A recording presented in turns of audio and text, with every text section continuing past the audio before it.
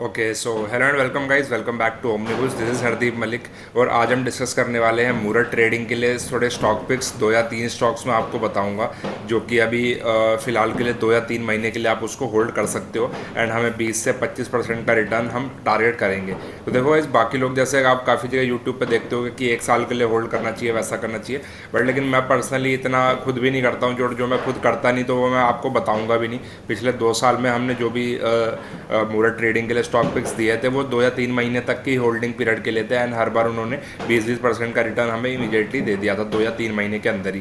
तो आज भी हमारा वैसा ही टारगेट रहेगा। देखते हैं कि इस बार हम अचीव कर पाते हैं कि नहीं। देखो, ऐसा ज़रूरी नहीं है कि हमारे 2 साल स्टॉक्स चल गए तो इस साल भी चलेंगे ही। एंड हमारे देखो बैकग्राउंड में थोड़ी नॉइज़ आ रही है, लोग पटाखे फोड़ रहे हैं। अब मेरे को तो आदत है नहीं क्योंकि मेरे को थोड़ा सांस में फिर दिक्कत होती है कि पोल्यूशन इतना ज़्यादा हो गया है। तो मैं ट्राई करता हूँ दिवाली पे थोड़ा घर पे ही रहूँ। तो चलिए शुरू करते हैं। इसमें देख लेते हैं, पहला स्टॉक हम देखते हैं। और देखो, बहुत ज़्यादा आप उम्मीदें मत लगा के रखिए कि हमें 1 साल के अंदर डबल हो जाएगा, ट्रिपल हो जाएगा। हो सकता है, लेकिन मैं प्लान उसके लिए नहीं करता। मैं प्लान करता हूँ 20 से 25% रिटर्न आ जाए, मैं अपना स्टॉक्स उसको एग्जिट कर जाऊँगा। राइट। तो पहला स्टॉक हमारा आ जाता है शुक्रा फार्मा। तो अभी वो हम उसके एक बार फंडामेंटल समझ लेंगे, उसके बाद हम चार्ट पे देखेंगे कि कहाँ पे हम एंट्री लेंगे और कहाँ पे हम स्टॉप लॉस लगाएंगे। तो शुक्रा फार्मा जो है फार्मा की कंपनी है कि makes markets the pharmaceutical products and does the laboratory testing. तो अराउंड 300 करोड़ की कंपनी है ये इस वक्त और 16 के मल्टीपल पे चल रही है। खास बात क्या है कि आर और आर दोनों 40 के ऊपर है। तो ये अपने लिए एक बड़ा ग्रीन ग्रीन फ्लैग है। तो अभी प्राइस जो है इसका अराउंड 70 के अराउंड चल रहा है, थोड़ा कंसोलिडेशन रेंज में है। तो हो सकता है एक अच्छा रिटर्न यहाँ पे ये देखने को दिए। तो कंपनी जो है रिड्यूस डेट कराई इसने अभी और ऑलमोस्ट डेट फ्री है। टैक्स रेट अभी के लिए थोड़ा कम है। बस एक रेड फ्लैग ये है कि वर्किंग कैपिटल थोड़ा सा इंक्रीज हुआ है, but that's not a big issue क्योंकि आज नहीं तो कल ये रिफ्लेक्ट तो होना ही है बैलेंस शीट के अंदर। राइट। तो अगर आप देखोगे बाकी फार्मा कंपनीज के हिसाब से इसका जो मल्टीपल है थोड़ा आधे से भी कम यहाँ पे हमें मिल रहा है, क्योंकि 16 के मल्टीपल पे हमें मिल रहा है और मीडियन अगर हम देखा जाए कि जो एवरेज पी है 38 के राउंड आता है और मीडियन पी भी 36 के राउंड आता है। तो इस कंपनी में ऐसा कुछ मेरे को रेड फ्लैग ऐसा मेजर दिख नहीं रहा कि इसको 16 के मल्टीपल पे ट्रेड होना चाहिए। तो इसको भी अगर मतलब 20 या 22 के मल्टीपल पे भी अगर ये पहुंच जाता है तो भी हमारे लिए एक अच्छी बात है। 20% से ज़्यादा का रिटर्न हमें ये दिखा देगा। तो यहाँ पे भी अगर आप देखोगे पहले तो ठीक है 0 टैक्स थे, क्योंकि मतलब टैक्स बचाने के लिए थोड़ा लोग दिखाए थे लॉस, लेकिन अब अगर आप देखोगे तो धीरे धीरे इंक्रीज हो रहा है। पहले 1 करोड़ का पैट था, फिर 4 का, फिर 19 का और ट्रेलिंग 12 मंथ ऑलरेडी 19 हो चुका है। तो हो सकता है कि मतलब अगले जो 4-6 महीने अभी इस साल के बचे हैं तो उसमें ये 25 या 30 का भी दिखा दे तो वो अपने आप ही फिर प्राइस में, स्टॉक प्राइस में रिफ्लेक्ट भी होगा। राइट। इसके अंदर देखो आप बोरोइंग्स थी पहले 10 करोड़ की 2021 के आसपास, फिर 3, फिर 5, फिर 3, मतलब लगभग लिटरली डेट फ्री ही कंपनी है। रिजर्व्स में भी 47 CR का इनके पास पड़ा हुआ है। तो ऐसा कुछ मेरे को रेड फ्लैग इसके अंदर मेजर दिख नहीं रहा है। प्रोमोटर ने भी अपना स्टेक इसके अंदर इंक्रीज़ करा है। तो पहले 49.17 था, फिर धीरे धीरे करके इन्होंने 50.9 पे आए, 50.95 पे अब आ गए हैं। नंबर ऑफ शेयर होल्डर ज़रूर ज़्यादा बढ़े हैं, लेकिन जो पब्लिक के बाद परसेंटेज वाइज स्टॉक है वो थोड़ा कम अवेलेबल है। तो मतलब कि कम promoter is very confident about the company and so should we be. तो शुक्रा फार्मास्यूटिकल्स के अंदर हम देख लेते हैं। तो BSC का ही आई थिंक स्टॉक है, इसमें NSE नहीं है ना शायद। हाँ, ये BSC का ही स्टॉक है। तो 7165 पे था। तो ये 5 मिनट चार्ट है, इस पर आप इग्नोर कीजिए। डेली चार्ट पे अगर हम देखेंगे तो यहाँ पे आप देखोगे कि पहले इसमें काफ़ी अच्छी ग्रोथ दिखाई थी नीचे से लेके, अब उसके बाद अभी वापस से नीचे थोड़ा कंसोलिडेट किया है। तो हो सकता है कि अब हम लेवल एक बार देख लेते हैं कि कहाँ पे हमें इसको बाय करना चाहिए। देखो, स्टॉप लॉस तो हमें यहाँ पे समझ में आ गया कि हाँ 62 के अराउंड इसका स्टॉप लॉस बनता है, क्योंकि ये मेजर स्विंग लो है। थोड़ा आपको कंजर्वेटिव बेसिस पे अगर जाना है तो 58 के अराउंड आप लगा सकते हो अगर इसको आप देख रहे हो। बट मैं जनरली ट्राई करता हूँ थोड़ा छोटा ही रखूँ, तो फिर इसमें हमारा रिस्क रिवॉर्ड जो है 1:2 का अचीव होने के चांस यहाँ पे बढ़ जाते हैं। तो हम जो एंट्री लेंगे वो लेंगे आज के हाई के बाद। ये अगर मान लीजिए मूरत ट्रेडिंग वाले दिन ये आज का हाई क्रॉस करता है तो आप इसको बाय कर सकते हो। तो आज का हाई जो है 71.83 का है, तो आप 71.85 पे इसको बाय कर सकते हैं with a stop loss of 62 and target जो है अराउंड, जैसे मान लीजिए 7-8 रुपये का हमारा स्टॉप लॉस हो गया तो इसमें 15 तो 85 या 90, 85 to 90 के अराउंड हमारा इसके अंदर टारगेट हो जाएगा। तो 1:2 हमारे यहाँ पे इजीली अचीव हो सकता है अगर सही लेवल पे इसको बाइंग किया जाए। हो सकता है अगर मान लीजिए कि ये गैप डाउन खुल गया या फिर नीचे गिर गया या फिर 71.85 उसने क्रॉस नहीं किया तो हम इसको बाय नहीं करेंगे। तो देखो भाई पूरी वीडियो आप देखा करो कि मैं बोलना क्या चाह रहा हूँ। जब इसका हाई क्रॉस होगा तभी हम बाय करेंगे, ऐसे ज़बरदस्ती हमें बाय नहीं करना है कि मान लीजिए अपने को 67 68 के लेवल पे मिल गया विदाउट इसका हाई क्रॉस किया, तो आपको बाय नहीं करना। एक बार ब्रेक होने दीजिए तब हमारे वो ब्रेकआउट माना जाता है, उसके बिना तो तब तक वो कंसोलिडेशन रेंज में ही है, हम उसको काउंट नहीं करेंगे, राइट। तो शुक्रा फार्मा ये हमारा पहला स्टॉक हो गया। सेकंड स्टॉक पे हम आ जाते हैं। Second stock is Ganesh housing.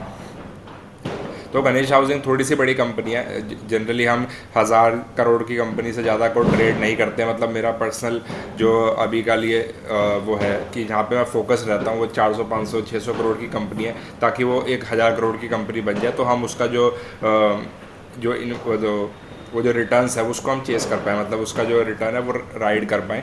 तो अभी हम देख लेते हैं, थोड़ी सी बड़ी कंपनी है पर लेकिन फंडामेंटली मेरे को ये काफ़ी अच्छी लगी थी। तो ये रियल एस्टेट के प्रोजेक्ट्स के अंदर है, 1991 से है, तो 30 साल से ज़्यादा इसको हो चुका है मार्केट के अंदर। तो ये देखिए 9000 करोड़ की कंपनी की खास बात क्या होती है कि वो ट्राई करते हैं कि वो 10,000 करोड़ की कंपनी बन जाए। तो मतलब कि 10,000 CR का मार्केट लेवल वापस से क्रॉस करे, उस पर सस्टेन करे। तो ये कंपनी के लिए एक वो होता है कि कुछ लोग सर्च करते हैं कि कोई कंपनी, जैसे फिल्टर्स आप लगाते हो स्क्रीनर पे, तो कुछ लोग सर्च करते हैं कि 10,000 करोड़ के ऊपर की ही कंपनी होनी चाहिए। तो उसके अंदर फिर एक नई इन्वेस्टर सेट भी उसके अंदर आ जाता है। स्टॉक का मल्टीपल जो 18 पे चल रहा है तो बड़ा कंजर्वेटिव है ऐसी मार्केट के हिसाब से, जबकि निफ्टी का ऑलरेडी P22 चल रहा है। ROE देखो ये भी 40 के ऊपर ही है, तो इससे मेजर ग्रीन फ्लैग तो कुछ हो नहीं सकता।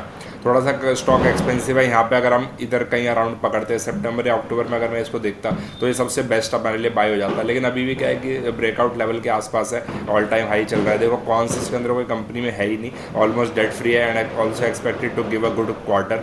तो हो सकता है अभी एक क्वार्टरली रिजल्ट्स भी आए तो एक और अच्छी इसके अंदर बाइंग आ सकती है। And debtor days has also improve, तो 71 से लेकर 50 तक गए हैं, तो ये भी एक अच्छा यहाँ पे सिग्नल है। खास बात इसके अंदर ये है कि देखो मल्टीपल पीज अगर आप देखोगे बाकी माइक्रो मतलब ये रियल एस्टेट प्लेयर्स के, तो वो अराउंड 31 के एवरेज के अराउंड ट्रेड कर रहे हैं। इसका 18 के अराउंड है, मीडियन तो 91 है। जबकि हम कंजर्वेटिव बेसिस पे भी चले तो अगर ये 25 भी आ जाता है तो भी हमारे लिए 20% का रिटर्न ईजिली बन जाता है। तो हम 20 से 25% रिटर्न जो कि साल में, क्योंकि देखो 20% मैं क्यों कह रहा हूँ, क्योंकि मार्केट थोड़ी सी भी गिर भी रही है, तो ऐसा नहीं होना चाहिए कि आप बहुत ज़्यादा ओवर इसके मतलब रिटर्न्स का ओवर एक्सपेक्टेशन करें। तो आप 30% रिटर्न की एक्सपेक्टेशन करोगे, आपको 25 मिल जाएगा तो भी आप दुखी रहोगे। लेकिन आप 20% के रिटर्न के लिए जाओगे और 25 आपको मिल जाएगा तो आप बड़े खुश होगे। दोनों केस में 25% ही रिटर्न है, लेकिन दोनों में आपका साइकोलॉजी इज़ वेरी डिफरेंट। तो मैं बहुत ज़्यादा ओवर एस्टिमेट करता नहीं कि मेरे को इतना बनाना है, छोटा सा मेरे को मिल जाएगा, मैं खुश रह पाता हूँ उससे। तो आपका पीस ऑफ माइंड भी बड़ा ज़रूरी हो जाता है एक टाइम के बाद। तो उस पर भी आप देखिए, अंडर प्रोमिशन ओवर डिलीवर वाली बात है, राइट। तो नेट प्रॉफिट भी अगर आप यहाँ पे देखोगे तो बीच में एक बार कोरोना का टाइम तो थोड़ा नेगेटिव इसके अंदर आया था, लेकिन अब देखो कैसे स्लो एंड स्टडी इंक्रीजिंग है। पहले 71 था, फिर 102 करोड़, फिर 461 करोड़। उसके बाद अब ट्रेलिंग 12 मंथ्स ही हमारा 486 CR हो चुका है। तो अभी भी 6 महीने बाकी हैं, तो हो सकता है 6 महीने बाकी हैं या 5 महीने बाकी है लगभग। तो हो सकता है कि अभी 486 का ये 600 करोड़ भी यहाँ पे दिखा दे, तो कंजर्वेटिव बेसिस पे भी इसको आ जाना चाहिए। मतलब 22-23 का मल्टीपल इसको आराम से मिलना चाहिए। आई डोंट थिंक कि एनी रीज़न। एंड यहाँ पे भी पहले 240 CR का इनके पास डेट था। आप देखो खाली 28 करोड़ रह गया। इनफैक्ट रिजर्व्स भी काफ़ी इंक्रीज़ हुए हैं। पहले तो ये 400-500 करोड़ पे होते थे, अब 1600 करोड़ के सिर्फ रिजर्व्स हैं इनके पास।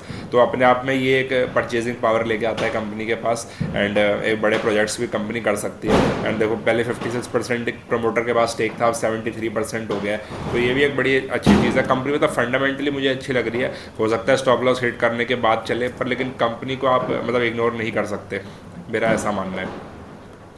तो यहाँ पे देखिए मतलब मैं इस एरिया के अराउंड कह रहा था कि हमें थोड़ा डिप्स पे अगर ये मिल जाता तो हमारे लिए बढ़िया रहता, बट लेकिन अभी कोई बात नहीं, अभी भी हम ब्रेकआउट को हम ट्रेड कर सकते हैं। तो 1092 या फिर आपको अगर बिल्कुल ही सेफ खेलना है तो आप 1110 के ऊपर, यानी कि 1111 के ऊपर आप इसको ट्रेड कीजिएगा अगर। लेकिन मैं पर्सनली प्रेफर करूँगा कि मैं 1090 के ऊपर जैसे निकलेगा तो मैं इसको बाय कर लूँगा। तो ये बीच का जो 20-30 रुपये रहेगा वो बस ऐसे ही, क्योंकि मेरे को लग रहा है कि इसको ब्रेकआउट कर देना चाहिए।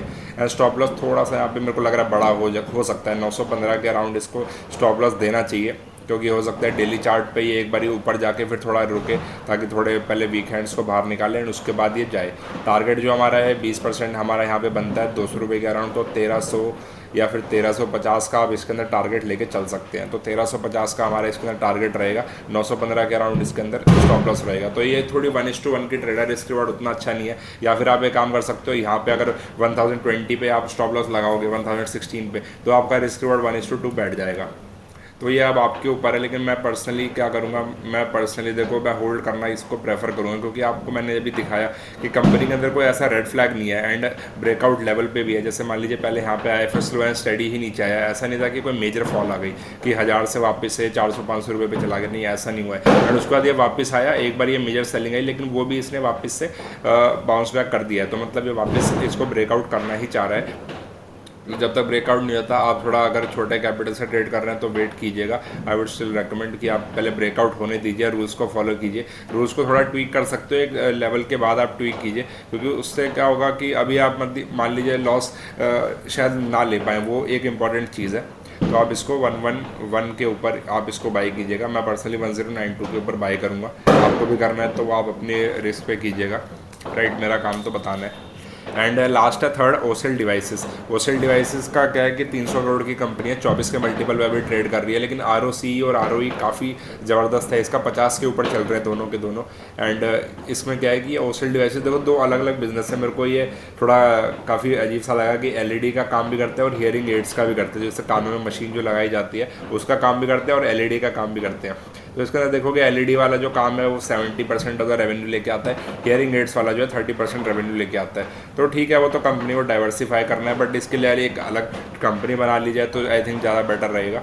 बट एनीवेज हमें थोड़ा स्टॉक को ट्रेड करना है। देखो अभी न्यूली लिस्टेड स्टॉक है, तो अब हमारे पास ज़्यादा कुछ इन्फॉर्मेशन नहीं है, पर हम चार्ट को देख के एक बार समझने की कोशिश करेंगे। अभी 196 का लेवल है, मैंने टेलीग्राम पे भी डाला था, हमने 190 पे भी इसको री एंट्री करी है इसके अंदर। पहले हमने 195-6 के अराउंड से बाई किया था, 220-25 के आसपास निकाला भी था हमने थोड़ा सा, एंड कुछ हमने 250 के लिए होल्ड किया था, लेकिन वो हमारा टारगेट आया ही नहीं था। तो वापस से जो हमने क्वांटिटी निकाली थी वो वापस से मैंने 190 पे री एंटर कर लिया एंड आई एम कॉन्फिडेंट कि इसको जाना चाहिए। देखो अभी नंबर्स इसके अंदर ज़्यादा दिख नहीं रहे हैं।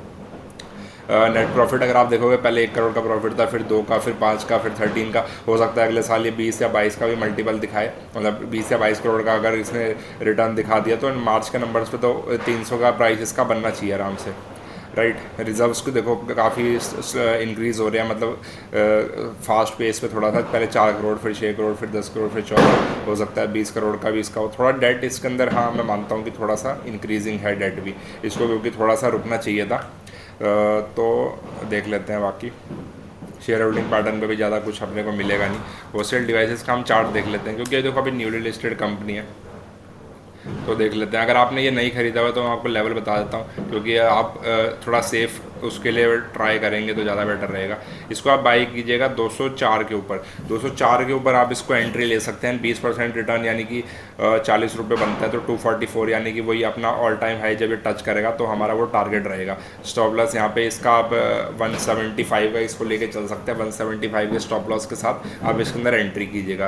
तो इंपॉर्टेंट चीज़ ये है कि आप यहाँ पे अभी एंटर मत कीजिए अगर आपने नहीं ले रखा है ऑलरेडी। मैंने काफ़ी दोस्तों को दिलवाया भी था, उन्होंने इसमें पैसा बनाया भी था, लेकिन अभी मैं वापस से रेकमेंड यही करूँगा कि आप पहले एक बार इसको ब्रेकआउट होने दीजिए, क्योंकि क्या है कि निफ्टी थोड़ा नीचे आ रहा है और बाकी सारे स्टॉक्स भी नीचे आ रहे हैं। ऐसा ना हो कि आप थोड़ा स्टक हो जाओ इसके अंदर।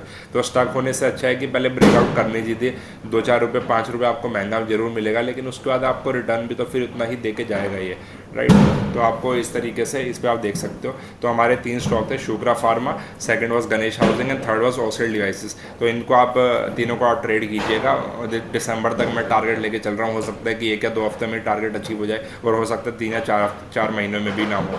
तो वो मार्केट के ऊपर है। देखो हम ऐसा कुछ कह नहीं सकते कि फॉर श्योर अगर मेरे को सारी चीज़ें पता ही होती कि भाई ये होने वाला है तो बात ही क्या थी, राइट। तो I think that's all for today guys. And video अच्छा लगा तो डेफिनेटली वीडियो को लाइक कीजिए। बाकी मैं इसमें अपडेट टेलीग्राम चैनल पे देता रहूँगा। अगर आपने अभी तक टेलीग्राम चैनल ज्वाइन नहीं किया है तो आप उसको भी ज्वाइन जरूर कर लीजिएगा, राइट। तो थैंक यू ऑल।